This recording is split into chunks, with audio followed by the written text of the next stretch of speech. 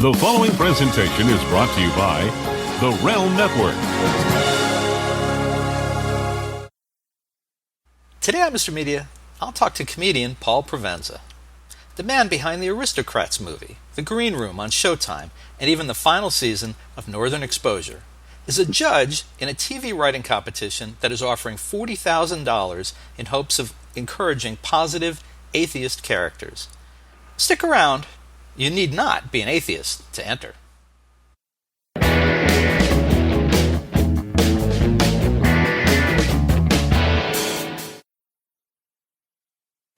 So much media, so little time.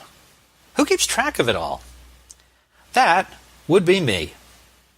This is Bob Andelman, and this is the Mr. Media Interview, brought to you today by Amazon.com. When you visit MrMedia.com and click on any of the links to purchase books, music, movies, gift certificates, or anything else through our Amazon link, you support this free video podcast. Whenever you need something else from Amazon, please consider returning to MrMedia.com to order it. It doesn't cost you any extra, and we sure appreciate the support. And don't forget, MrMedia.com has more than 1,200 celebrity audio and video interviews archived on the site.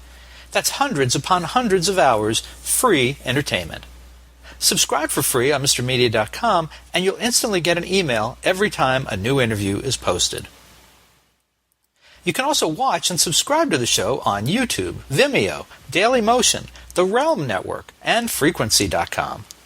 And if you preferred to just listen, Mr. Media is also available for free on iTunes, Spreaker, iHeartRadio, Stitcher, SoundCloud, Blueberry, TuneIn, Blog Talk Radio, Podfeed.net, and Player FM.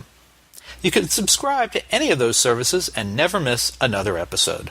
Finally, you can interact with Mr. Media Interviews on all kinds of social media, including Facebook, Twitter, Google+, and more. Friend or follow us, we'll friend or follow you back. Thanks for listening. Thanks for watching. Mr. Media is recorded live before a studio audience of godless antagonists who make lots of money, are household names, and reject your fumbling prayers for their salvation in the new media capital of the world, St. Petersburg, Florida. Do atheists get a bad rap, or do they just need a better public relations rep? Either might explain the No God But Funny contest, a new TV scriptwriting competition that offers $40,000 in prizes to writers who portray atheists as more fully rounded people, even role models for some of the population. It's sponsored jointly by the Center for Inquiry and the Freedom from Religion Foundation. There's a $40 entry fee, and the deadline for submission is coming up fast, May 15th, 2015. The contest promises $15,000 to those crafting the winning sitcom script and $25,000 to producers of the winning webisode that takes the ass out of atheists. By the way, the sponsors promise you will not go to hell if you enter. But read the fine print and you'll discover they are only 99.9% certain, so maybe you should think about hedging your bet. What, you may ask, is wrong with the way TV's best-known atheist characters are presented today? Well, let me describe a few and you be the judge. Dr. Temperance Bones Brennan, the lead on Fox's long-running police procedural Bones, is labeled by the contest as a robot. Dr. Sheldon Cooper, a physicist on CBS's top-rated series The Big Bang Theory, is emotionless. Dexter Morgan, the forensic scientist by day and serial killer by night, and star of the Showtime series Dexter, not the Cartoon Network Dexter's Laboratory, I think. Well, he is a murderer. Dr. Gregory House, the genius medical mind featured on House MD, a misanthrope. Dr. Perry Cox, the heartless narcissistic physician supervisor on Scruggs, is quite simply an asshole. And Britta Perry, one of the eternal students on the now Yahoo sitcom Community, is a pessimist, which is not as damning as the descriptions of the others, but still not a great endorsement for the godless crowd. Joining me today to talk about the No God But Funny TV writing contest is one of the judges, comedian Paul Provenza. Provenza's credentials are incredibly broad, from directing 2005's genre-breaking comedy documentary The Aristocrats to replacing Rob Morrow on the final season of CBS's Northern Exposure, to hosting the rip-snorting Showtime comedy roundtable, The Green Room, with Paul Provenza. Probably still best known for his work as a stand-up comedian, he is also the author of a book, Satiristas, featuring his full-length interviews with Stephen Colbert, Bill Maher, Mark Maron, and George Carlin. Paul Provenza, welcome to Mr. Media. Thanks for having me. Delighted to have you. Listen, gay rights now are mainstream, right? So is it time to mount a similar movement for atheists? Well, I think it's always time for something like this, I guess. I mean, it is, we do live in a world where culture is sort of informed by the loudest voices and the most prominent and present images and attitudes. So, the idea when CFI, James Underdown, approached me about getting involved with this contest, I was very enthusiastic because it's a very simple thing from a creative standpoint. It's just and that actually is what interested me more, is that there are a lot of writers out there who are always looking for opportunities. Somebody will win some cash, but more importantly, it's kind of a challenge. It's a challenge even if people haven't thought about it, even if people aren't atheists. Just from a creative standpoint, it's an interesting challenge to say, okay, how do you take a character that is perceived by so much of society here in America as negative and present it in a positive light? Just from a creative standpoint, that's an interesting challenge for a lot of people. And I think there's some great writers out there who are probably already doing it. They might have some scripts already on a shelf that go down that road. But so that really excited me, just because I thought, that's interesting. I'm working with a project now called Setlist, which is it's an improv scenario for comics where comedians and some huge names have been involved in it, and we do it ongoing here in Los Angeles and actually all around the world, where comedians come up with absolutely no preparation, and we give them their set list. We give them little shorthand notes of the things they're going to talk about. They have to figure out what that is and do it in front of the audience. So I'm really fascinated by anything that sort of pushes the edges of somebody's comfort zone and takes people in creative directions. And so really my interest in this is more from a creative standpoint. It just so happens that I also do agree with the challenge. I do agree with the issue of atheists being presented as sort of all those things you mentioned, and boorish and argumentative and self-righteous and all those things. Of course, atheists are not immune to that. There are certainly atheists who fit that bill, but they're not the only ones. And we know that, in culture, in media, in entertainment, image does go a long way to informing people's understanding of other human beings. Whatever group they're a part of becomes humanized in some way, shape, or form. So all around, it's just a great idea. Now, I had never considered this group of characters, the ones that I read off in the introduction, as being connected in any way. But it is kind of interesting that. And who did the research to determine that they were all avowed atheists? Well, actually, I think in most cases, if not all, I can't speak 100% accurately on this, but in most cases, they actually are identified as atheists. And I know in some cases in the pilot script, they're identified as atheists, as if that's some character element that an actor needs to know to play it. But they are definitely givens. They're not just sort of casually mentioned. Certainly, it comes up in the scripts as each of those series goes on.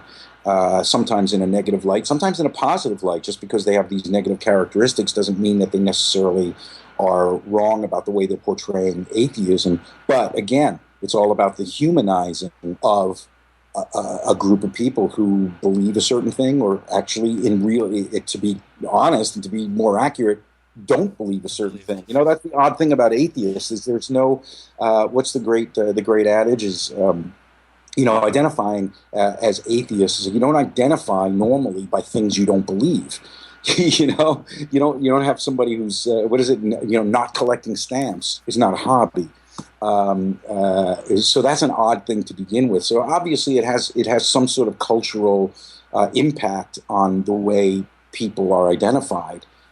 And it seems like a good way to have fun with that, to play with it, to go into those stereotypes, to pull out of those stereotypes, to upend those stereotypes. In some cases, play into those stereotypes. I mean, that's up to each individual writer to decide how they're going to treat it. But and that's going to be a very interesting thing when it comes to the judging, which is what actually constitutes a positive depiction of an atheist, because I for one, and I know most of the other professionals who are doing the judging are sophisticated enough to know that just because a character has unlikable qualities or a character is a murderer, in the case of Dexter, doesn't mean that they're not the hero, and doesn't mean that, in that anti-hero way. So it's going to be interesting from a judging standpoint to figure out, well, is this in fact a positive atheist character? To me, a positive character has to be flawed. So that's going to make for some interesting conversation. But it's interesting, as you look at this list of characters and you see the incredible success that each of these characters, and of course the actor, who plays the character, but has had.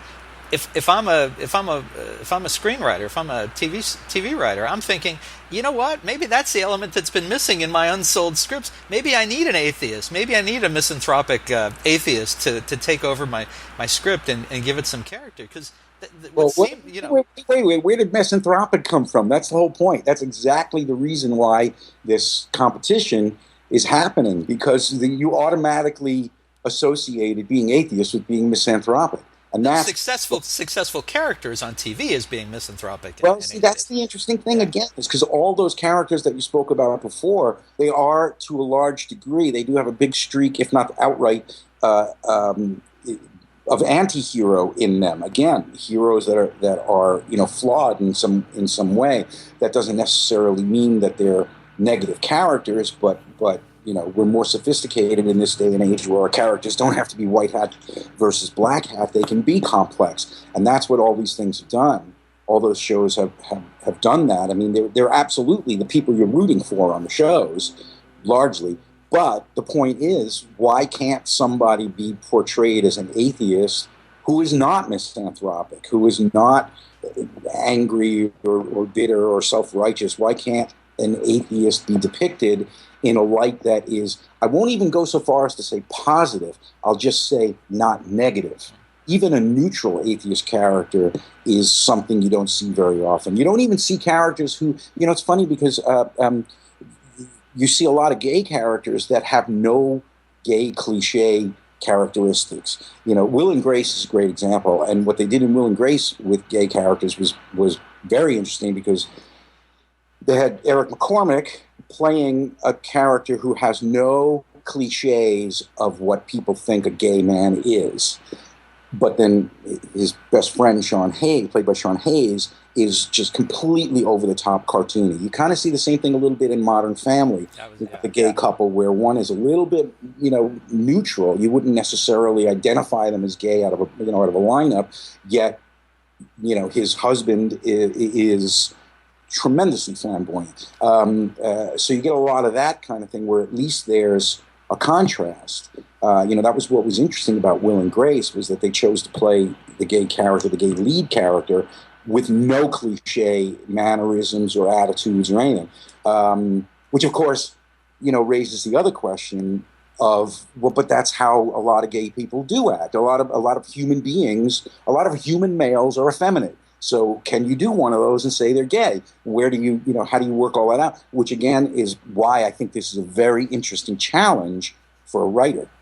My wife and I, it's funny you mentioned Modern Family. I was thinking of that when you talked about Will and Grace, because my wife and I watched the latest episode this week, and it has Jay, the father and father-in-law, playing on the bowling team with his son-in-law, and he has to pretend to be gay.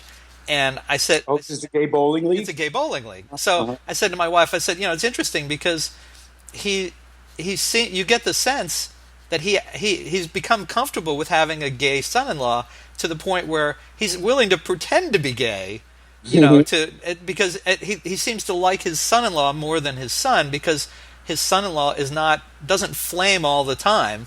Pardon me if that's offensive to anyone, but but he's not gay all the time. He's a former football player. He's an athlete. At the same time, he's very dramatic and has all the flourishes, so he's very colorful in that way. But so what I wanted to ask you, though, referencing that is, so if you have an atheist who is not, I don't know, what did we say? A robot, emotionless, murderer, misanthrope, an asshole, pessimist. Yeah, murderer is but don't you kind of, this is an overstatement, but don't you run the danger of just having another dull character on TV? Because again, I speak to that being the challenge. And how does the fact that somebody doesn't believe something identify them as a character? How do you do that without playing into the cliches and without going down the negative roads? It's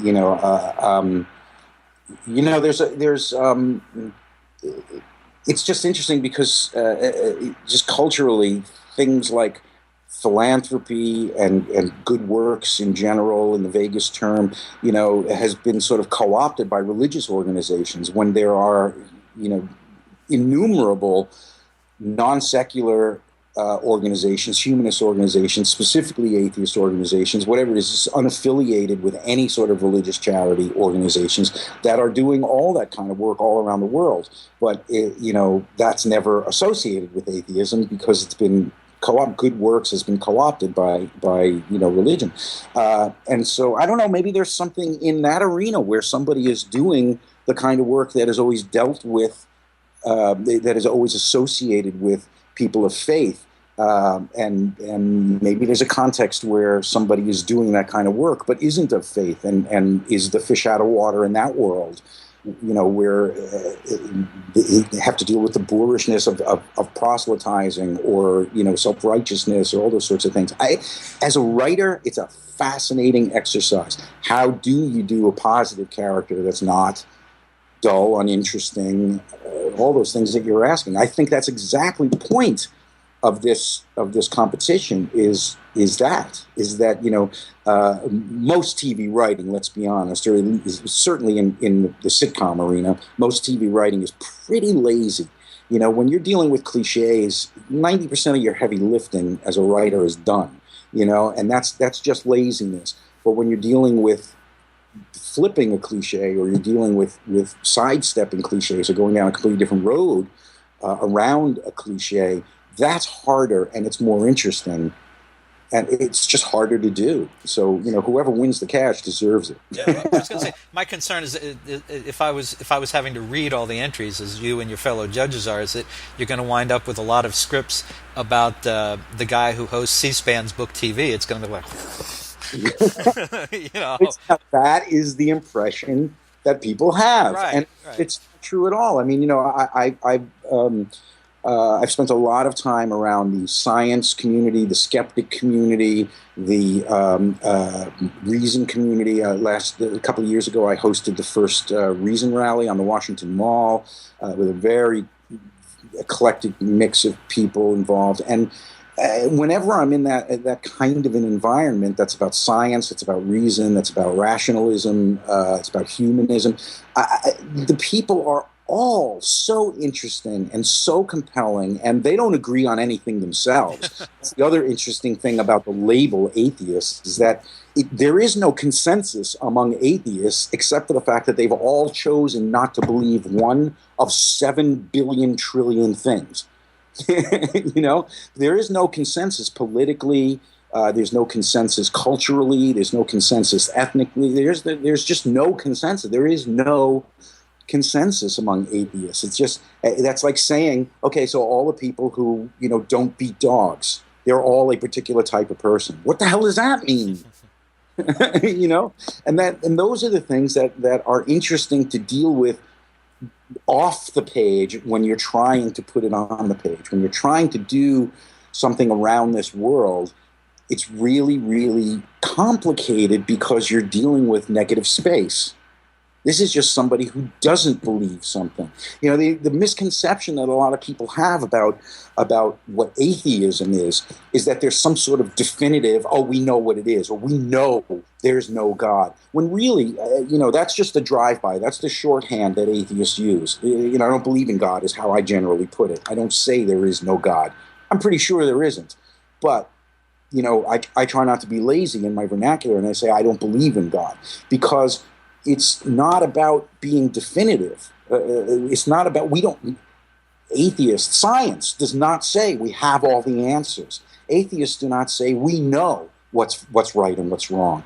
But what we're really saying is, when we look at this reasonably, there's no reason to believe in it. It doesn't substantiate a rational look at the world.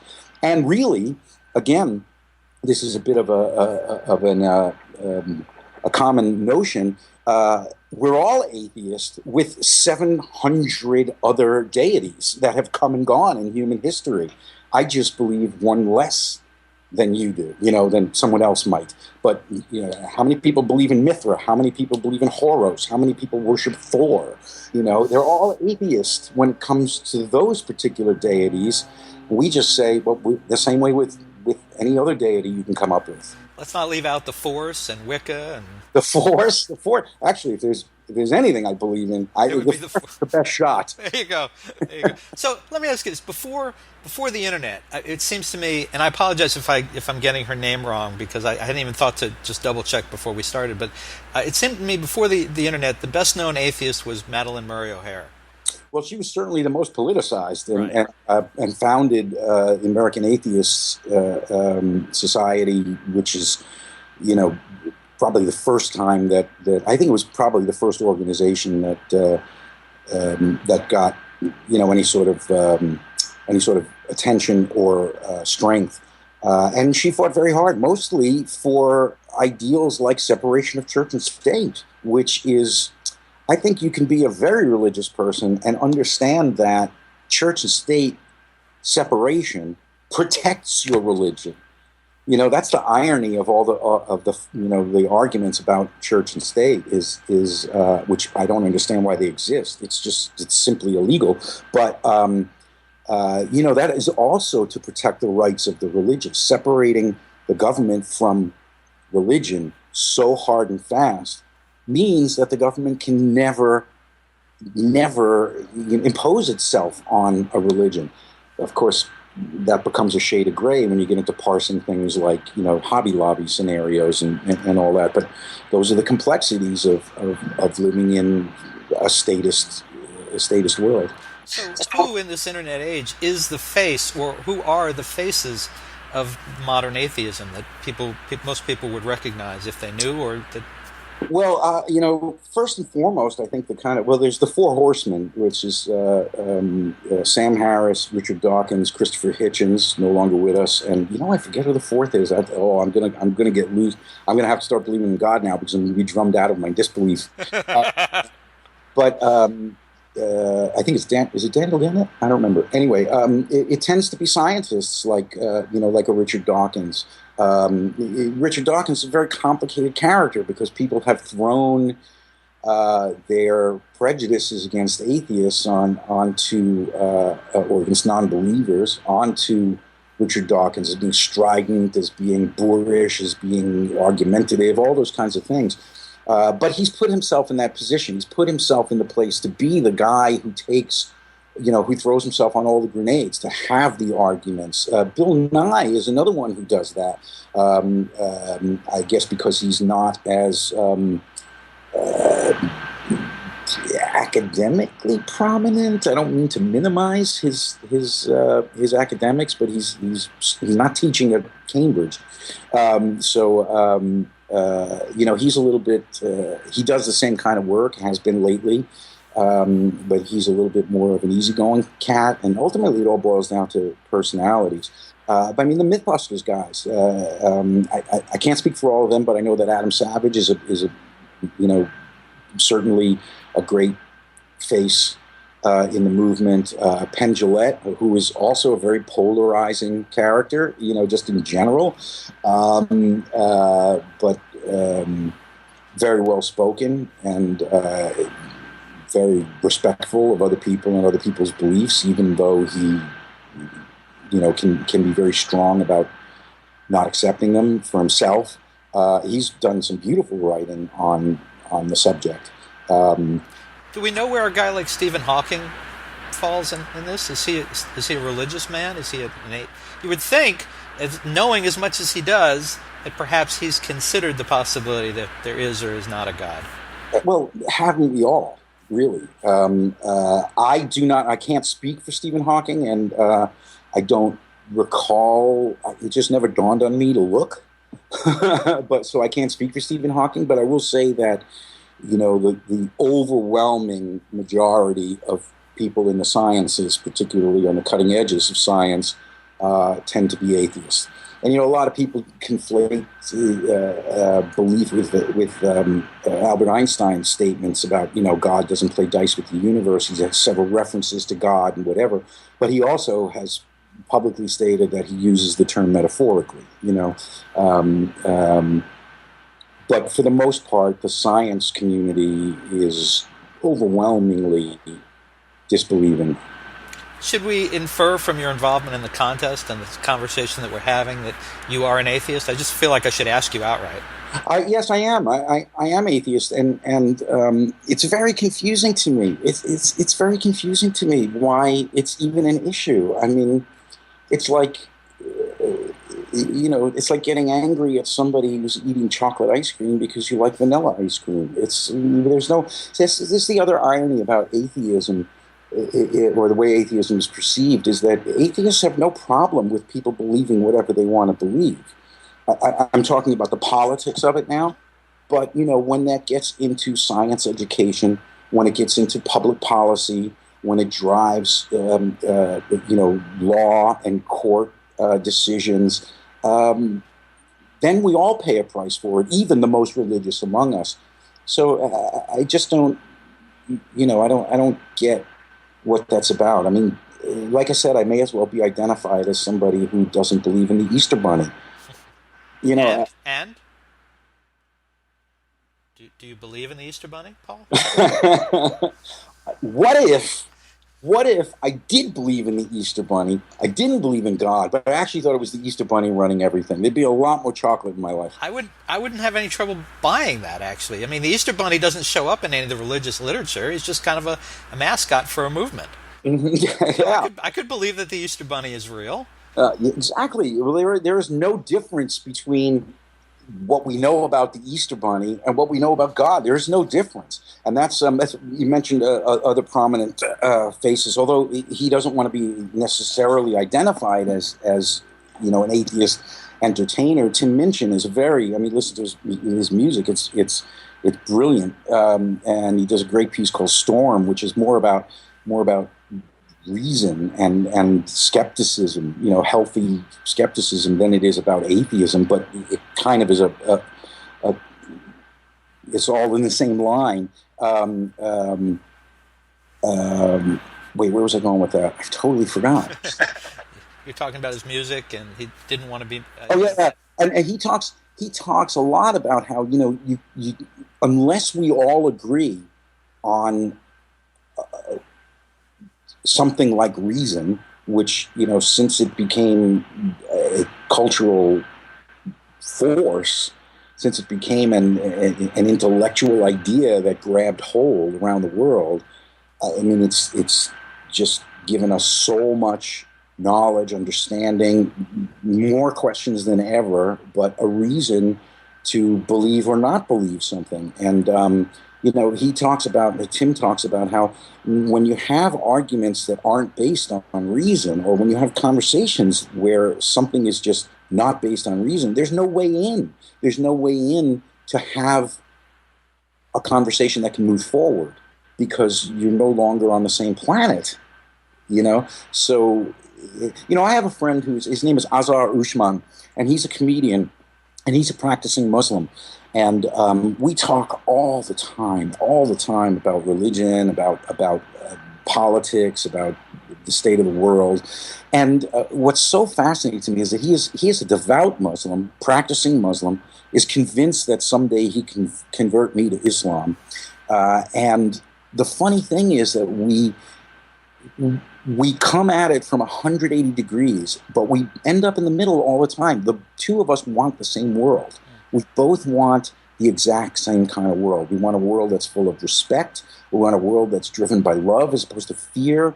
We want a world where people are compassionate and good towards one another, not selfish. I mean, just a utopian world. That's what we both desire, and what we both, in our own way, throw a little drop in the ocean towards. And his is driven by his faith in Islam, and mine is driven by my complete and total disbelief in any of that, and the fact that you want the love of God. It's right here. It's right here. Me talking to you, you talking to your wife, you talking to the person at the post office that's had a miserable day and treats you awfully. I mean, all that sort of stuff that good people aspire to. We both want the same life, both Azar and I. We both want the same existence for humanity, and we couldn't be more diametrically opposed from where we start. Azar, do you know, maybe you don't know, has he ever toured with Bob Alper, the rabbi turned comedian? His name seems very familiar to me. I don't think he has, but he was there was a very prominent project that he was one part of called The Muslims Are Coming, which was a documentary about Muslim comedians working all across America. And a few other projects as well. I don't know that he's ever done that. Actually, I don't think he has. It's funny because our worlds don't really intersect except for comedy. And so when we get together, it's so fascinating. I'm actually thinking of just doing a show that's just like My Dinner with Andre. It's just me and Nazar talking, an atheist and a Muslim having to, walk into a bar. Because the conversations are always fascinating, and he surprises me often with a lot of perspectives that I'm guilty of,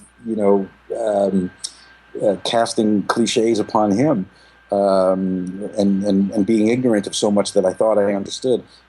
So they're very interesting conversations. And then, for anybody who's writing something for this competition, maybe that's an interesting approach in the way that, you had a Will character who was not flamboyantly gay, or if you didn't know he was gay, you would have no indication of it by any conventional sort of cliches. And then you have the Sean Hayes character who's completely, maybe the projection of a positive atheist is to put him in a context, put him or her in a context where they're bouncing off people of faith in some way and just aren't what the people of faith think they are. It's a very challenging thing for a writer. It is. When you really get into, okay, what defines an atheist, you're already saddled with a huge host of cliches and assumptions. So I want to ask you one more thing about atheism, and then I want to talk to you a little bit about some career highlights before we have to let you go. But I'm going to guess that you were not always atheist. That you probably weren't raised. No. I was raised Roman Catholic. Went to Catholic school until about third or fourth grade. My mother used to teach in a Catholic school before she started working in public schools for 35 years. My family is, Italian American, mostly immigrants. My grandmother was, there was iconography all around our house. And up until I think I was well into college, if not actually all through college, I went to church almost every Sunday. I never really believed the stories. I never believed that, the host was actually becoming the body of Christ. I never actually believed, I believed in the idea of an all-powerful being. I believed in the idea of heaven and hell, because that just makes sense in terms of right and wrong.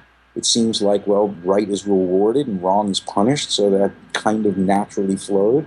But I didn't believe, burning bushes. I didn't believe, I guess I believed in the resurrection. I don't know. But I found that where I actually was at is where most people are at, which is where it actually means so little to most people that they don't even bother to identify as non-believing.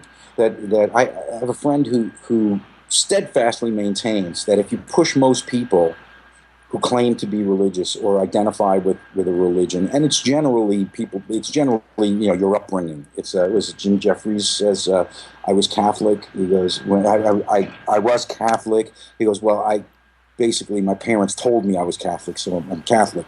That's how most religion gets propagated. That if you push people who claim to be religious or claim to believe in God, that they really don't. It just means so little to them. It actually has so little impact in their lives that they don't even bother to go there, because it can be a complicated road for people to go down, just in terms of our society, which again is part of what, presenting a character that's really positive and likable is towards changing. But in some parts of America, you could lose your job, you can lose your family in a divorce case because you identify as atheist.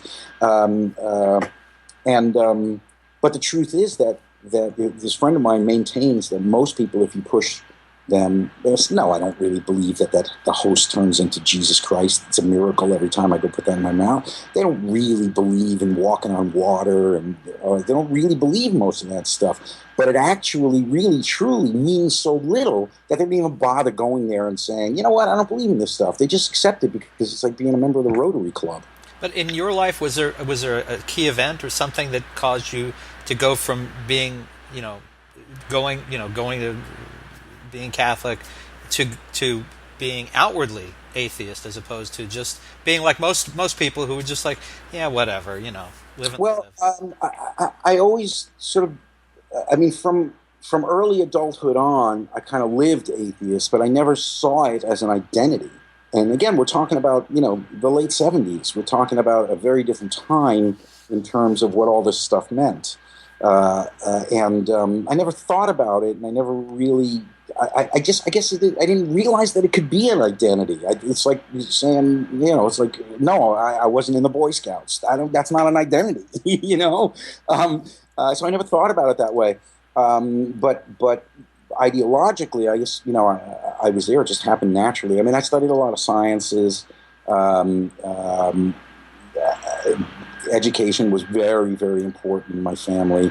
Which is why when my mother gave me crap for being atheist, I was like, it's your fault. You kept saying education is the most important thing. She was a school teacher herself.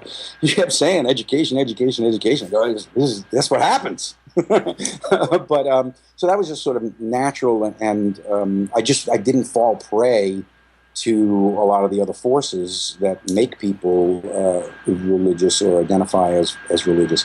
In fact, I saw it as really harmful. And there's a point where you go through enough Roman Catholic rituals. Jesus Christ, it's like an Andrew Lloyd Webber musical. Costumes and the smoke, and they may as well just drop a helicopter.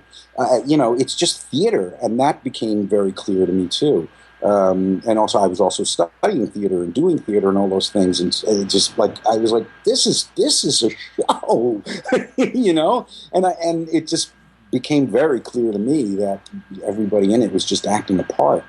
I kind of wonder if someday we're going to hear. We've heard a lot of interesting things out of Pope Francis. He's such a pragmatic guy in so many ways. There's parts of me that wonder if one day he's just going to come out and say, "Folks, you know what? it's not real. It's theater. It's just." Yeah. Well, then it would be Church of England.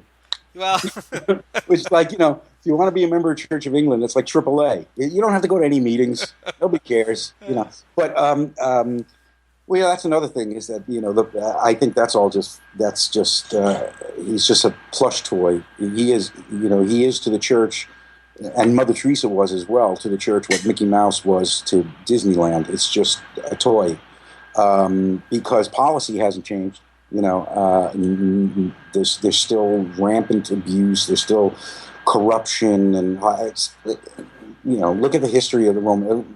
Talking about the Roman Catholic Church in particular is kind of shooting fish in a barrel, because it's a military political structure. It always has been. Most religions are, but they wear it on their sleeves. It's all about that. And that was very prominent to me as a Catholic as well. It became very clear to me, because it is so transparent, it became very clear to me that it's just like any other institution about, controlling. And money. It was always about money. You go to enough Roman Catholic services, and you hear them begging for money over and over and over the course of, 18, 19 years of your life. You really get the picture.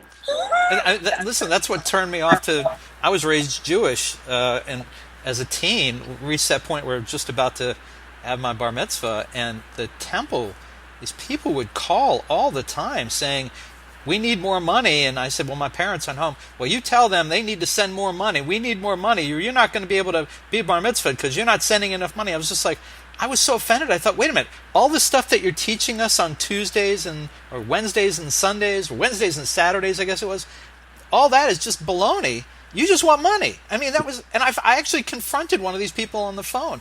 So when I actually was bar mitzvahed, at the very end, you give a little speech in English, and I said, "And folks, you'll never see me here again. Thank you very much. Goodbye." I mean, literally. Another thing, you asked me about what sort of drove me towards identifying as a non-believer, and comedy had a lot to do with it. I mean, George Carlin. I was a huge George Carlin fan growing up. He sort of became the dad I never had in terms of the person I could talk to with the ideas that nobody would agree with. You know, he just became a really meaningful person in terms of my way of looking at the world. And you know, he did all that great stuff about being in Catholic school, Catholic high school, Corpus Christi, and you know, and asking the questions. You know, hey father, can God make? If God is all powerful, can he make a rock so big that even he can't lift it? Or, you know, I was like, what you know, things like, you know, God is all powerful, all knowing, all seeing, created the world, heavens and earth, but he needs your money. He needs your money, you know. All that sort of stuff is just like, wow, man! It crystallized so much that obviously that I was feeling, and as my friend posits, most people feel they just don't care enough. But so comedy had a lot to do with that. But comedy had a lot to do with that in a lot of ways in my life, in terms of a lot of perspectives on things that we take for granted in life in general, in culture, in society, and just, you know, identity, who we identify as. So comedy had a lot to do with it, and then becoming friends with Penn Jillette actually kind of put it over the top, where, you know, even though it had been crystallizing, he crystallized it even further by asking very simple questions, like you know, I always thought, well, you know, I'm an agnostic, and he goes, there is no such thing as agnosticism. You know, you either believe, or if you doubt, you're non-believer, which means you're you know, atheist. I mean, there either is or there isn't. The fact that you don't know is exactly the position of atheism. We're not saying we know. You know, so he really took me down that road that I just was too disinterested in to go down in any way, and made it really crystal clear for me. But more importantly, he introduced me to so many people, to a whole community of people who had already been through all of that sort of stuff, and do not suffer fools gladly, many of them. And they're great people, and they're really smart and really funny, and I just made tremendous numbers of really good friends, people who have been so good and valuable and meaningful and important in my life, and that, I think, is the most important thing, and that's part of what I think the problem is with the way atheism is perceived, is that there's no real community around it, and even among non-believers, there's a million different identities. There's the brights, there's humanists, there's secularists, there's secular humanists, there's atheists, there's this, there's that. There's a million different identities because we live in a world of identity politics, and it is important to choose your identity. You know, that stuff is sort of beyond me as well, because I feel like every individual is a million different identities, so, you know, I don't really get that either. But that was a big part of it, was just realizing how many cool people are out there that have embraced it as an identity, and it has become beneficial in their lives, because a large part of why people do get involved with organized religion is basically social. Again, picking up on what my friend said about most people not caring enough to go down the road and decide that they're atheists, but they basically are. You know, most of all the grandmas at most of the churches in America, they're really just going for the pancake breakfasts. They're going for the quilting. They're going for the great little social events and the little charity things, and the help, you know, going to the senior citizen center and being kind, and, you know, all that sort of stuff. That's what most people identify as a member of some religion for. Not really for big life and death issues. Not really for big, most good-hearted people kind of have a sense of karma, if you will. They kind of have a sense of, if I'm a good person, more good will come into my life. If I'm a shitheel, more shit will come into my life, which is kind of true. That has nothing to do with any higher force. It has to do with, well, that's what happens in life. You lie down with dogs, you get up with fleas. Spend as much time around people who are good people as you can, and chances are there'll be goodness in your life. There's nothing supernatural about that. It's kind of duh. Yeah, treat your neighbor as you would like to be treated. That's not complicated. It's the golden rule. It's the golden rule. Really That's all religion is just basically, the whole fucking Bible is just the golden rule. Everything else is merchandising. Well, let's use that, because it makes me feel that it's very mundane. But I really want to talk. I want to talk to you about your career as well. We've had this long and winding conversation about atheism, and it's been fascinating. But I want to talk to you about your career before we. But I'm happy to do that. But I just want to just kind of wrap that all up. Sure. My sense of a 3-act structure is coming into play here. But I just kind of wrap that all up by saying that anybody that's interested in creating something for this competition that we're talking about, all these kinds of things are part of it. And you can see, I think you'll agree that as we were talking about it, you can start to see how much more of a challenge it is for a writer than you thought when you first heard about it. Well, listen, any person that you write about for screen or TV or anything, or radio, whatever, podcast, has got to be fully thought out. It's got to be multidimensional, and an atheist character would be no different. It's just the question of the atheist characters that we've seen to date have been very successful as characters because they've had these negative characteristics. And but those negative characteristics are cliche. Right. And that's the whole point, is that we saw a lot of black characters on television for many, many years that were just cliche. We saw gay characters that were just cliche. We saw housewives that were just cliche. And it's the same kind of thing. It's just time to grow up in every direction, really. All right, so now I'm going to force the issue, and I got to ask you about Northern Exposure, because I'm happy to talk about Northern Exposure because it was a wonderful, wonderful experience. I was so happy to have been a part of it, even though, as I told you before, my official contractual job title is cancellation scapegoat. But I mean, reality. Granted, I mean, you had to go into that. You're following in footsteps of Rob Morrow. It was a very popular show. You know when you take that gig that there's very little likelihood that it's going to go on for 3, 4, or 5 more years. You're going to go in there. You're keeping it alive so CBS can sell more widgets and make more advertising, and eventually it's going to wrap up.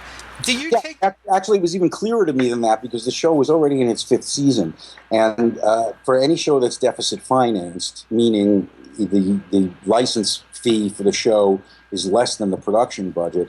And this is a model that existed in television up until very recently.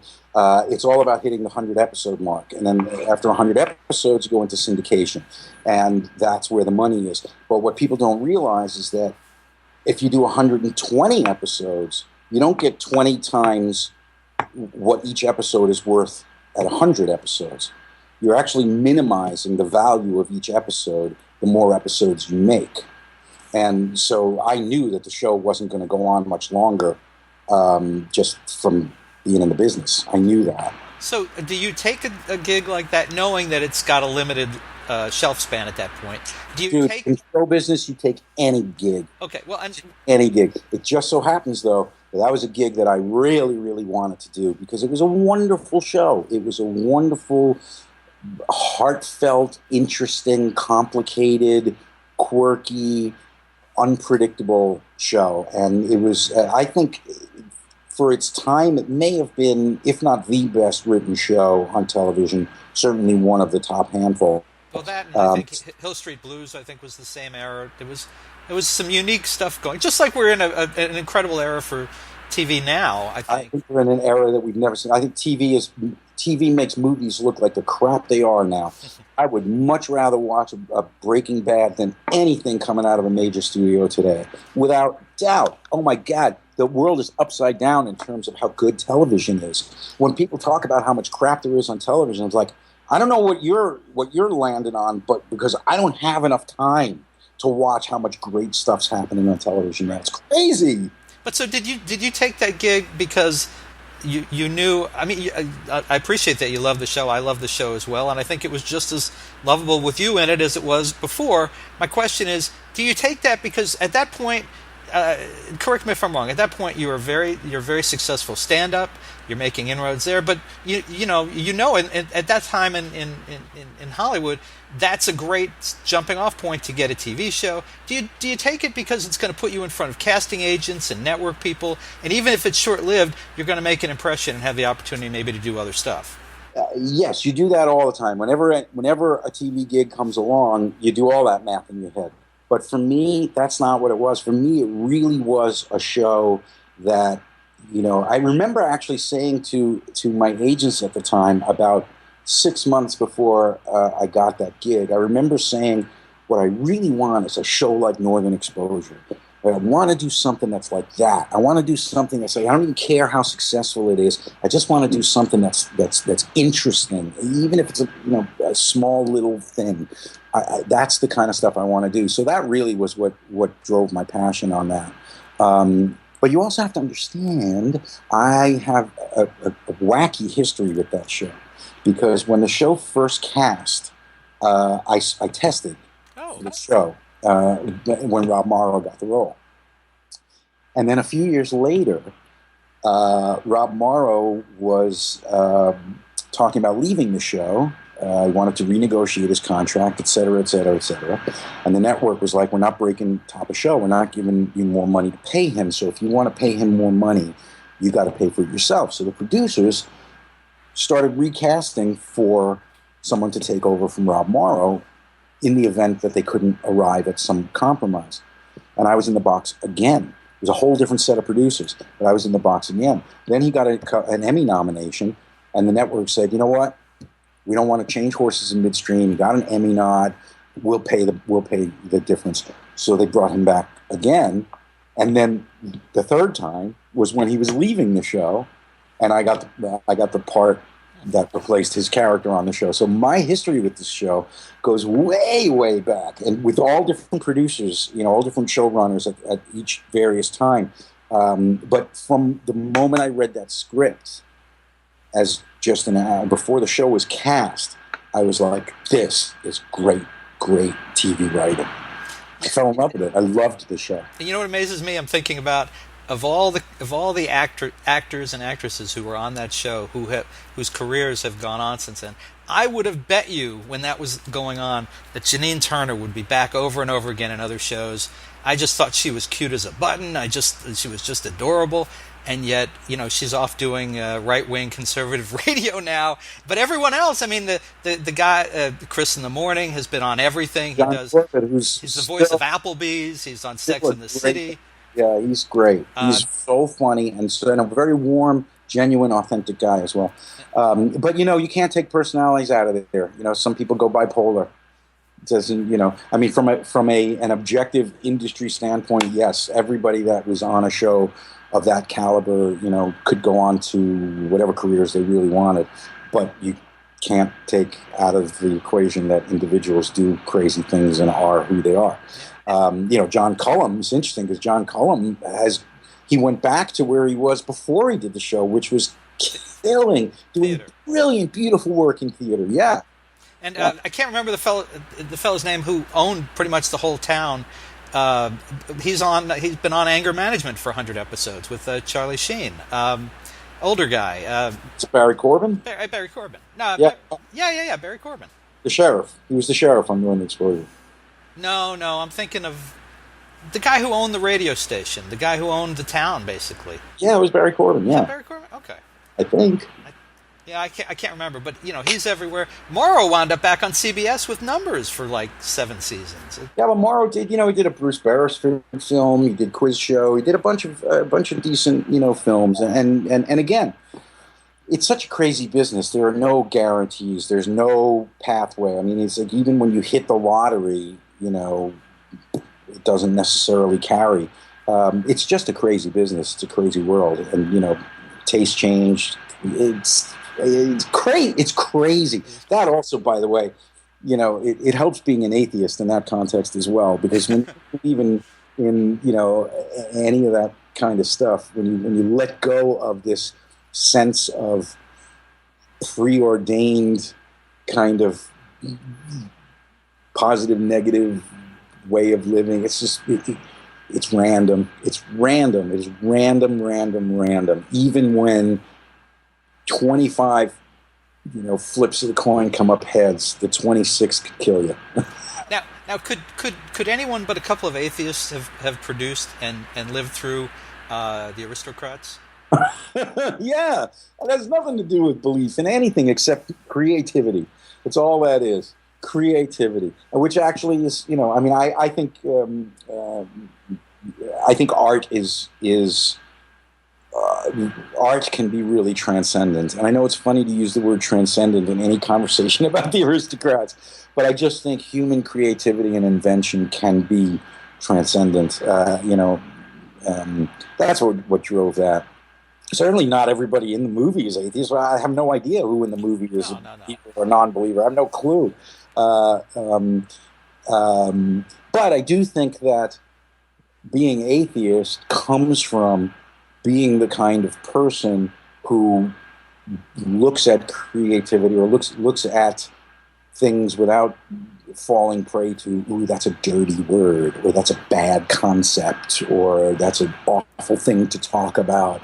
I think being atheist kind of comes, it swims on the same side of the pool with that kind of mentality of, what is the fuss about these words? What is the fuss about, it's so fun doing press tours and things with Penn, where, there was a time where some theater chain banned the film and all that sort of stuff. And it's like, thank you! Well, it was, we actually don't know. We don't know if it helped or hurt. This was right before the internet became the mode of transmission for anything independent. But it was just like, it's a movie with talking heads. It's a movie with talking heads, which is why it was actually Penn's impulse that brought us to the tagline on the posters and advertising, which was no nudity, no violence, unspeakable obscenity. And the movie was unrated because, rating a movie is voluntary, although you do run into things like the New York Times wouldn't print an ad, certain chains won't show a movie if they can't say what it's rated. But, our argument was no nudity, no violence, unspeakable obscenity. What rating do you need that is any clearer than that? Well, that can be a whole other discussion about how they do that. What I wondered about that is, as you're in production with that, you and Penn Jillette, just for people who didn't know, you mentioned Penn, but Penn Jillette, you guys were behind this movie. As you're in the months leading up to release of the movie, what do you think is going to happen? Are you thinking this is going to be like, it's going to cause a bit of a sensation, it's going to go straight to DVD and never be heard of? Is that your fear, or do you believe that it's going to catch on and it's going to become this cultural... When we first started making it, we started doing it as something just for ourselves. We started because we liked the idea. And we talked about the idea for years. We would sit around and go, how funny would it be to see one after another, Saget, Gilbert, all these, it just would make us laugh. Imagine sitting there for 10 minutes watching, all these different variations of this horrible, horrible joke, and we just laughed about it a lot. And then Penn got deep into jazz. It was when he was becoming upright jazz bass player, and that's really the sort of impetus behind the decision to do it, was because it was about the jazz of it. It was about, like, with jazz, there's standards that everybody can do, and when you do your own iteration of a standard, it sort of defines who you are as a jazz cat. And we were like, how do you do that in comedy? And that's when we ended up on the Aristocrats. So we really just started doing it as a goof, and we thought, which, as you can tell from the production quality, we just literally were just like, let's get some funny people together to do this. And then after the first night of doing it, where I just called a few people and asked them to meet us at the Improv, and so let's see what happens. We just went out, bought some cameras, at Best Buy or whatever, and ran camera on 3 or 4 people telling the joke, and we both looked at each other and we just went, "There's something here. I don't know what it is." And then it was years of just compiling conversations and tellings of the joke. And Penn would always say to me, "What do you think? You think we have anything? Do you think we have a movie here or anything?" I said, I don't know. And then finally we got George Carlin, and as we were coming out of George Carlin's taping, Penn goes, "What do you think? You think we have a movie yet?" I went, Yep. Because I saw that Carlin had given us a potential skeleton. You know, he's so articulate about comedy and this joke in particular. He actually had a notebook. When we called him and asked him to do it, he said yes, but he wanted to push it back a month because he said, somewhere I have a notebook of thoughts about this joke. We were like, "No, that can't be." And he went, yeah, let me organize my thoughts on this. And so when we came out of that, it was like, yeah, now I know we have a spine. I'm not sure what it's going to look like. But it was a cool project for us because, certainly for me, it was a cool project because I didn't know what it was. You know, we sat in an editing room with Emery for 18 months at least, if not more than 2 years, if not more, close to 2 years. And we had no idea what it was that we were setting out to do. So we just kind of played around and let it tell us what it was, what it could be. And we just knew that we would hit, whenever we hit something where we go, "Oh, that feels right, that says something. I can't even articulate what it says, but it does. And if you put it next to this, that says something." And so it was this real process of discovery, and it was the first time I had ever done something where I had zero idea of outcome, you know, before diving in completely.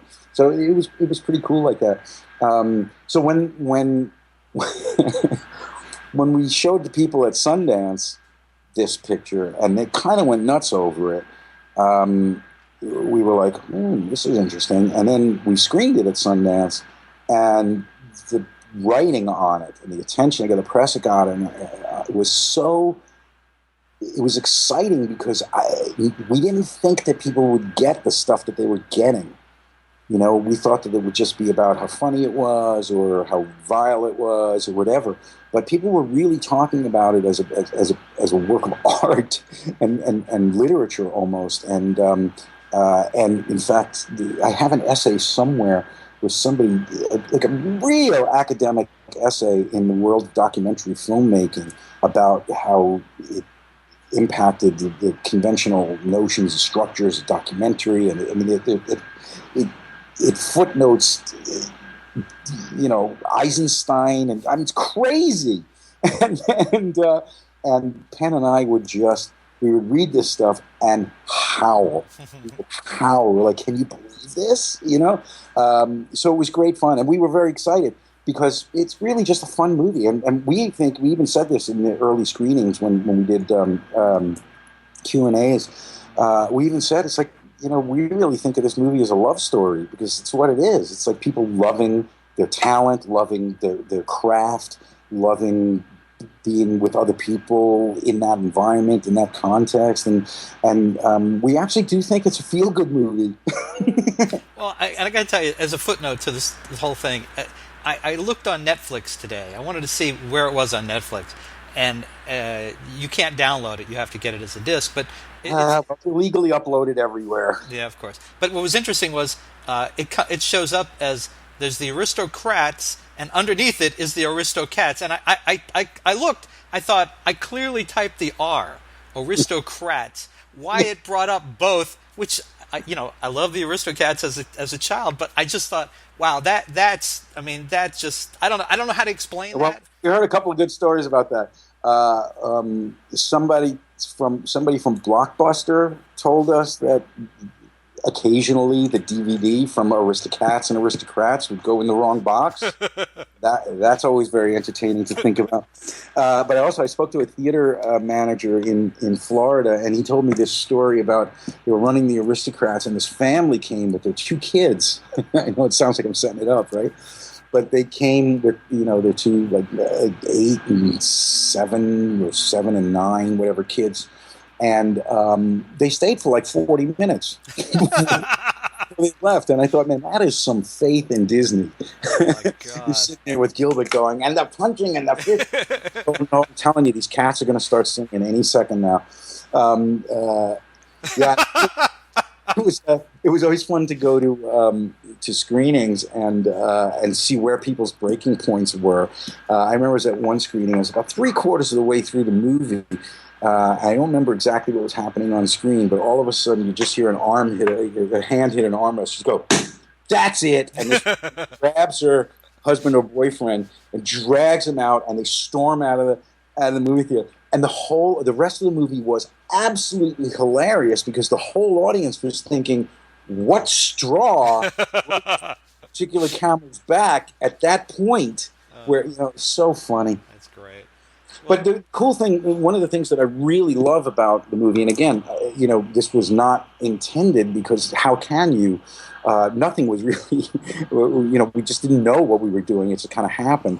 But it kind of has this Andy Kaufman thing going on with it, where it's almost the way you experience the movie is informed by the way people around you are experiencing it, which is a very Kaufman-esque kind of thing.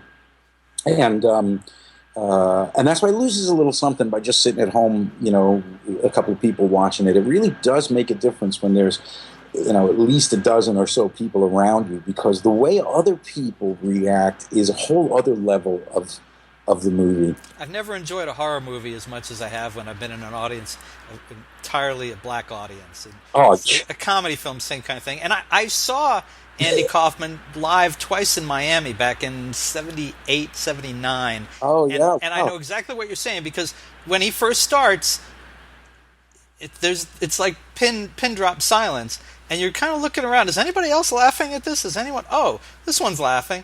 Okay, and then it just sort of starts to trickle, and then it just becomes bigger and bigger and bigger. Yeah, and then as people in the audience get polarized, then the fact that they're polarized it's kind of funny to watch how upset they're getting. Right. At what's happening. It's that kind of a thing. Yeah. Right. Well, listen, I would love to go on another hour with you, but I don't think we can do that. So. Come back sometime. Let's talk comedy. Let's talk about... What was Robert Schimmel's record? Was it a month? He came back in a month, yeah. I want to respect the great Robert Schimmel, so it'll have to be at least longer than a month. Okay. All right, good. Because I'd love to have you come back and talk comedy and talk anytime. About I'd love to. That would be great. And folks, listen, you can find specific details and enter the No God But Funny TV writing contest by going to the website, nogodbutfunny.com.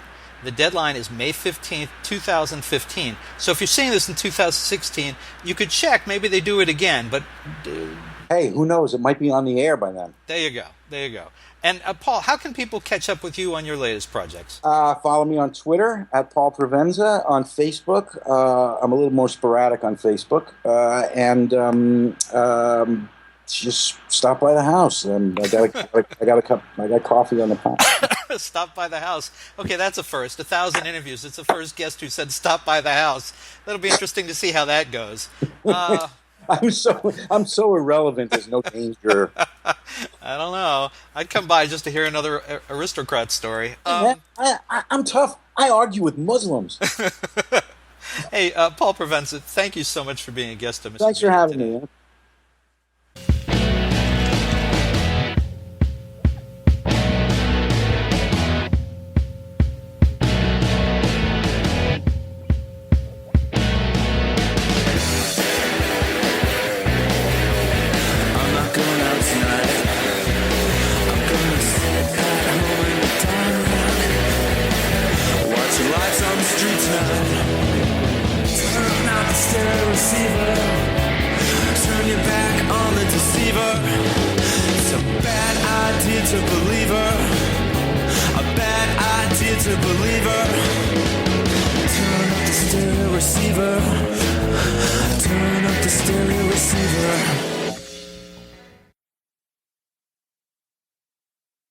That's what we need, more light. That's kind of sexy and moody. I like that.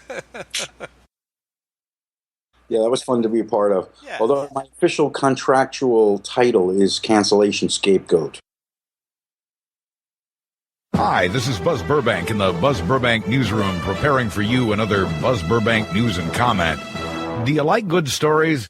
Boy, I sure do. I turn over a lot of stones each day to make sure I don't miss the best ones. Sure, some make me angry, and some make me sad, and some make me laugh, and isn't that what makes us human? I'm proud of the fact that I pack more news into my 10 or 15 minutes a day than the evening news does in a half hour. It's a free podcast at buzzburbank.com, or you can subscribe free at iTunes, SoundCloud, Stitcher, or get it on any RSS device. It's like a newspaper for your head. It's Buzz Burbank News and Comment, another Realm Network presentation.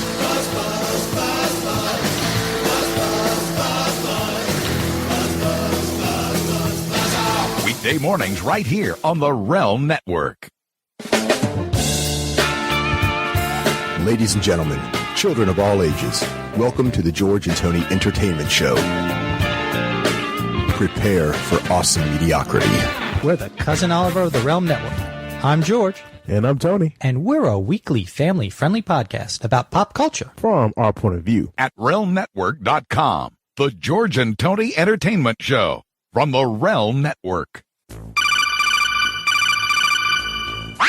This is Snake. Do you read me, Otacon? Loud and clear, Snake. Did you listen to the latest episode of the Gaming Marathon on the Realm Network? Of course. They really know their stuff about gaming, especially that Usud guy. Yeah, but that Chirac guy is a real jerk. I don't like him. Regardless, their reviews are spot on and they tell it like it is. That's for sure. What happened, Snake? Were you spotted? Nah, it's just Lowell Meltzer crying about the O's again. Close call. I better continue the search for Metal Gear, but keep listening to the Gaming Marathon each week. You got it, Snake.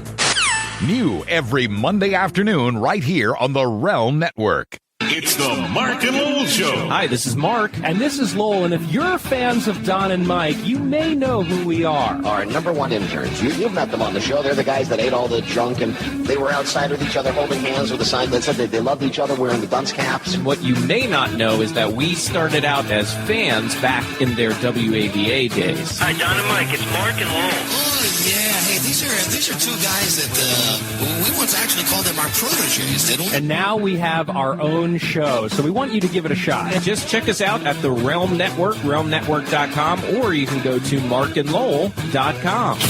Resistance is futile.